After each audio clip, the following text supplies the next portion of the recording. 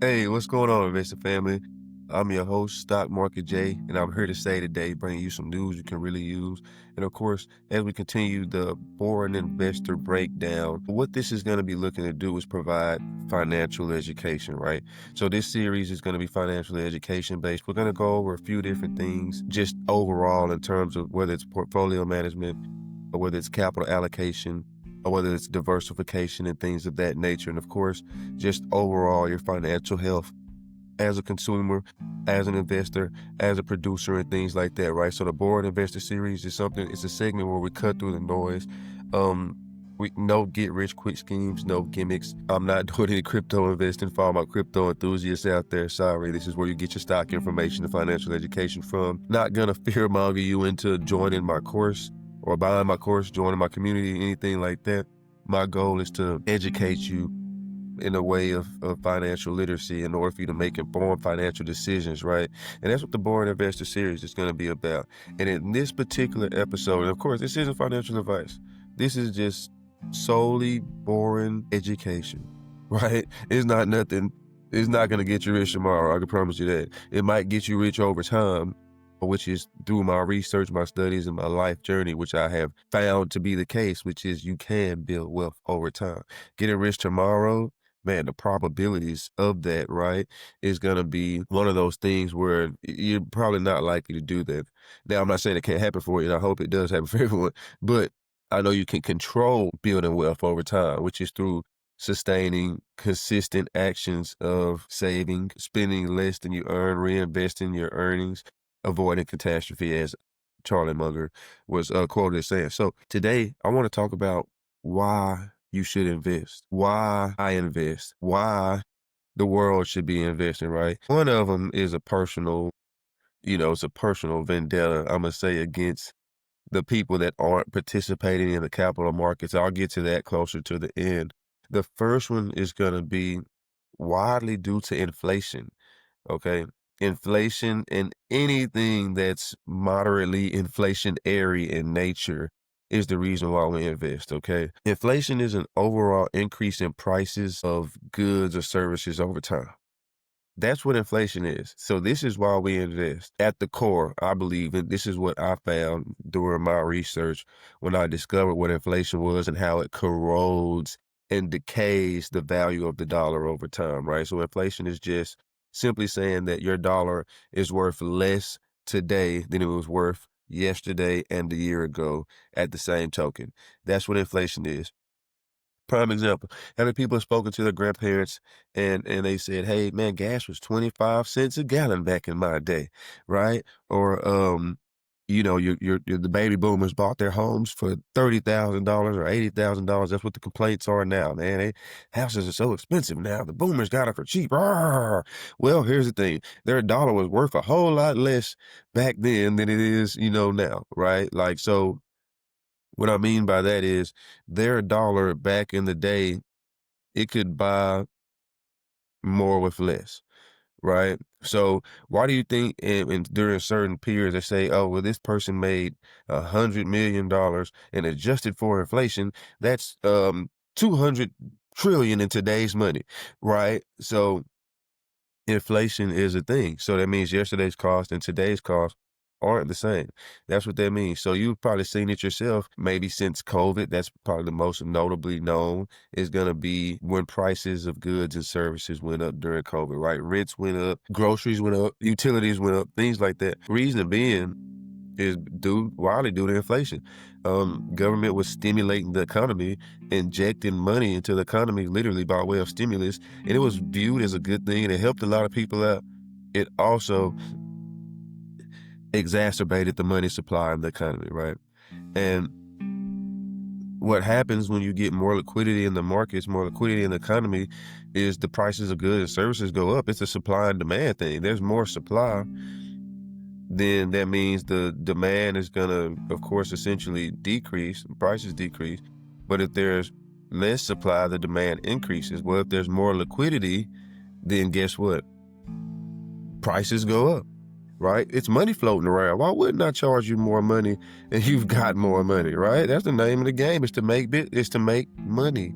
Or if prices and Sue come down, it's because they're trying to entice. Why you think they have sales at certain places? Don't get me wrong. Sometimes it's to move inventory. Sometimes it's simply to entice buying when people aren't buying. There are correlations between markets, economies, and things like that. One of them is going to be known as quantitative easing and quantitative tightening, okay? This is inflationary gauge and measure number one. Quantitative easing is essentially when the government buys bonds, okay? They're buying bonds, which is going to increase the money supply. It stimulates the economy and it lowers interest rates. So when the government does that, guess what's happening? They're easing monetary policy. So they're making it more easy for you to get access to capital. Where interest rates means you have more borrowers, right? More borrowers means you have more spenders. If I'm borrowing money to build a business, if I'm borrowing money to fund a house project, if I'm borrowing money to simply, because that's just how I live my life, on debt, right? Like with my credit cards, my loans and things like that, or just for the TV purchases and stuff like that. And interest rates are low. This is enticing me.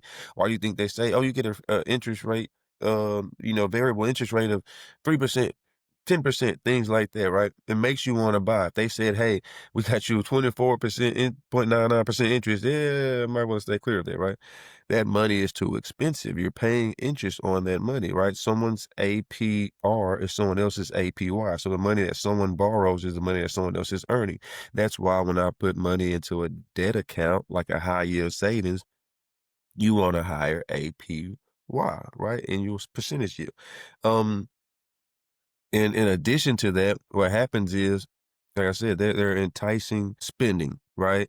But as you spend, as more liquidity comes into the markets, inflation ticks up slowly, because inflation is one of those things where the more money supply you have, the higher the cost of goods and services go. Again, if it's the money is there, you're gonna have to spend it, because here's the thing.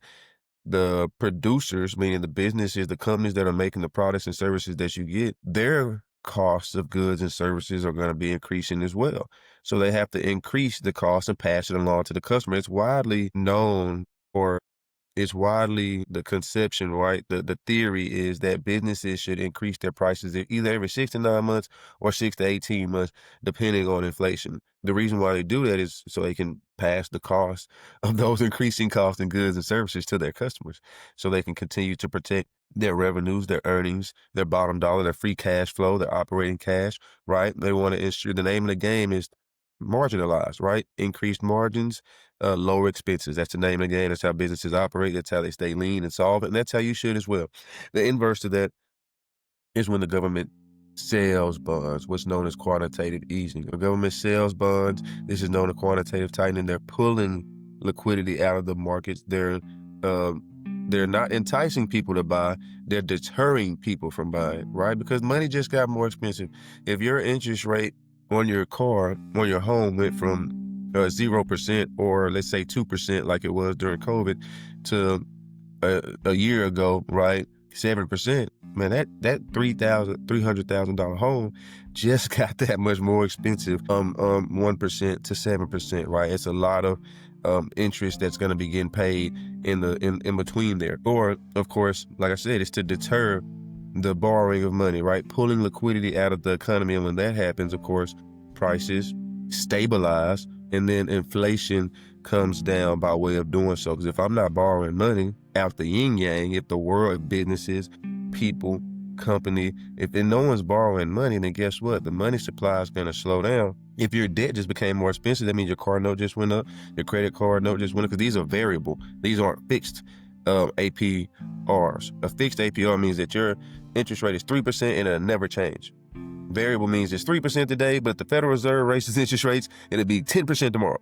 That's how it works. So when they sell bonds and increase interest rates and reduce liquidity in the markets and reduce the money supply, now this cools inflation off because people aren't spending as much. Another thing that's inflationary by nature is going to be jobs, producing jobs. Now here's the thing: we want companies to hire, we want businesses to be created, we want the economy to be stimulated, but to a certain degree.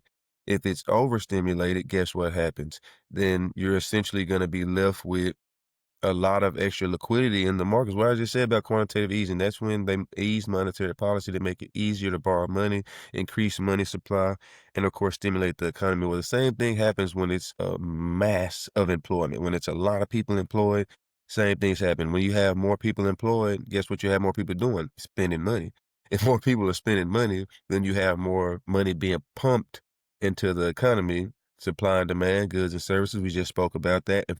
Inflation ramps up and ticks up. Okay. So that's what happens. That's why with the Federal Reserve, they have a target rate of inflation, which is 2.5%. So either between 2 and 3%. And then, of course, unemployment, right? They have a 2% target of unemployment. So if it ticks beyond that, that means if unemployment is higher, severely less people spending money, which means severely less GDP, gross domestic product growth, or severely less taxes that are able to be brought in as a result. If you're not spending, we're not able to tax the money that you're spending.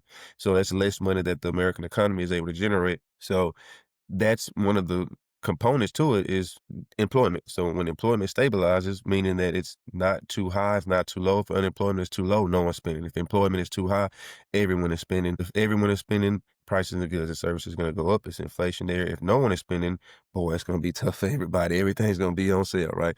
Here's the thing. When the dollar was um taken off the gold standard, this was an inflationary act because guess what? The dollar being attached to something, a tangible asset, was a means for the government or to control the inflation, right? So what that means is if the dollar is attached to something tangible and you're converting from gold or oil to, the dollar saying, hey, I want to exchange this dollar bill for that gold that you have because it's backed by a tangible asset or it can be backed by or when that happens, when that happened, that would allow the government to actually print money because it's not backed by anything tangible. You can't come in and say, hey, let me exchange this for that. And when that happens, it's just now the dollar is only backed solely by the full faith and credit of the American government. So that means that they can print as much and as often as they like, and there are no checks and balances. When the dollar was attached to the gold standard, that was the check, that was a balance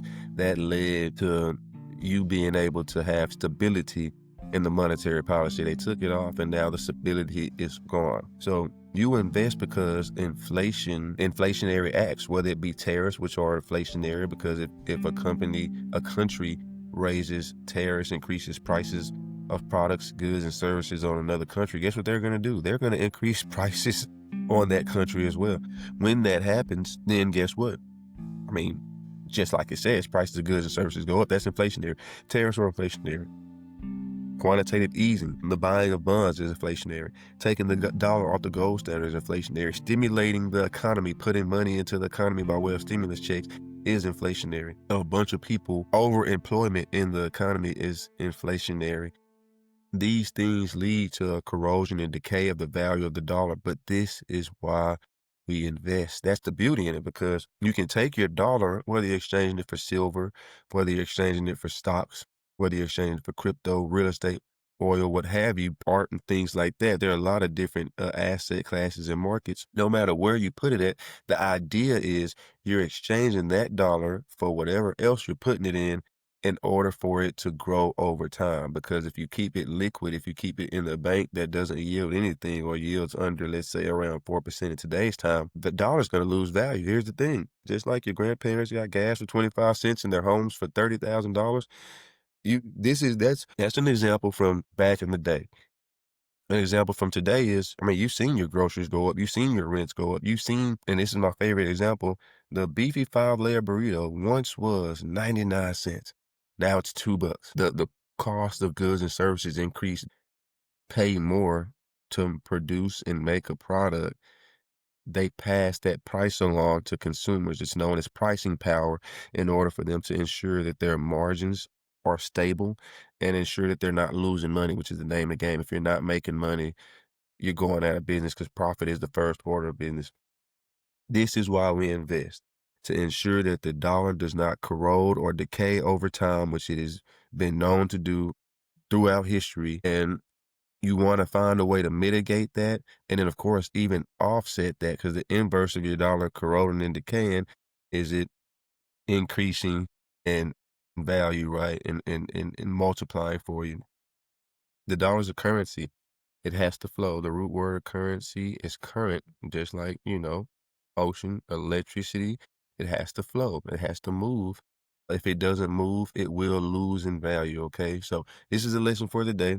This is why we invest. You want to invest in businesses that are able to offset, the impacts and effects of quantitative easing, quantitative tightening. You want to be able to invest in companies that can offset tariff impacts of tariffs. And of course, you want to be able to invest in companies that can offset and navigate different economic cycles as well as geopolitical factors. That's how you get the most bang for your buck. The only way you can learn how to invest in those types of businesses and companies, do your own research. Don't listen to me. Don't listen to me. Don't listen. Don't blindly follow anyone on the internet. Do your research so you can make an informed investment decision. Until next time, invest in family.